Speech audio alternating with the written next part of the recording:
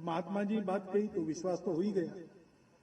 वो अपने घर से एक लोहे की सीख लेके आया और खड्ड में खड़ा रहा और एक एक पत्थर उठा के देख रहा है।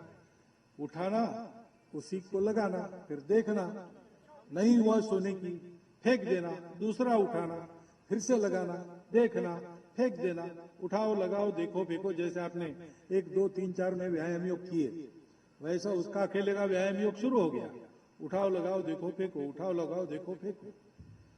करते करते गति से काम होने लगा, धुन लग गई और विचार भूल गया कि ये क्यों कर रहे।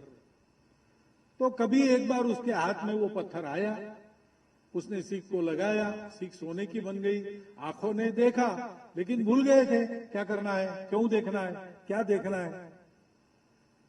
तो 4 में पत्थर को फेंक दिया और ऐसे हजारों पत्थर उठाए होंगे, एक बार उसको ठोकर लग गई तो एकदम होश में आ गया। अरे मैं क्या, हाँ नदी में मुझे वो ढूंढना है पत्थर, देखता है तो वो सीख सोने की बन गई। लेकिन पत्थर कहाँ, पारस पत्थर कहां से उठाया, कहां फेंका, कुछ मालूम नहीं। तो इतनी प्रैक्टिस की, उसका एक तो फायदा हो गया कि एक सीख भर का सोना उसको मिल गया, लेकिन जीवन भर का मिल सकता था। तो करते समय क्यों कर रहे, इसका विचार भूल जाने से वो जो बड़ा लाभ होने वाला था उसने छोड़ दिया। हम संघ के स्वयंसेवक जो बैठे हैं उनको तो ये सब पता है, उनका रोज का अभ्यास है, रोज के अभ्यास से ये काम उत्तम होते हैं। अनुशासन संघ का प्रसिद्ध है क्योंकि अभ्यास है, ये अच्छी बात है। लेकिन करते करते ये हम क्यों कर रहे हैं ये भूलना नहीं चाहिए। इतने सारे स्वयंसेवक अपने यहां पर है, मैं समझता हूं कि बहुत वर्षों के बाद कठुआ में इतना बड़ा गणवेश का एकत्रीकरण हम सब लोग देख रहे हैं। तो इसमें कुछ 100 नए भी लोग होंगे। और फिर आजकल संघ जरा देश की गतिविधियों के केंद्र में है, तो संघ क्या कर रहा है सभी लोग देखते रहते हैं। तो नागरिक भी अधिक संख्या में आए हैं जो इसके पहले संघ को देख नहीं रहे थे। तो इन सबको ही आवश्यकता होती है, संघ क्या कर रहा है ये तो देख रहे हैं, लेकिन क्यों कर रहा है ये जानने की। हमको करना क्या है, क्योंकि ये नहीं जानेंगे तो फिर अपने अनुमान से अलग अलग अर्थ लोग निकालते हैं। एक लामा जी खड़े थे हिमालय के एक छोटे से टीले पर, शिखर पर नहीं, वहां से दूर देख रहे थे। आसपास के गांव से आने जाने वाले लोग लामा जी को देख रहे थे और अनुमान लगा रहे थे कि लामा जी उधर क्यों देख रहे हैं।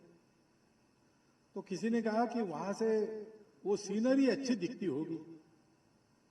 दूसरे ने कहा अरे लामा जी को सीनरी क्या नई बात है क्या, वैसे कितने ही शिखरों पर चढ़े और देखा है।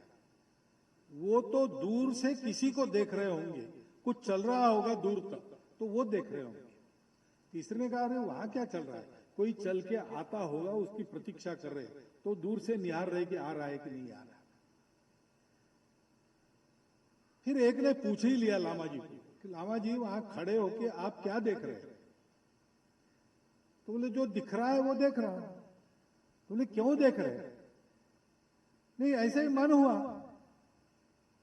हुआ इसलिए चढ़ गया, देखने का मन हुआ इसलिए देख रहा हूं, कोई कारण नहीं है।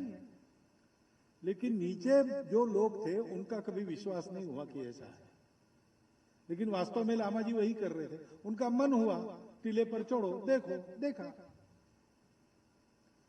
ऐसे संघ क्या कर रहा है, बहुत अनुमान लगाते लोग, ये कार्यक्रम ही देखते हैं।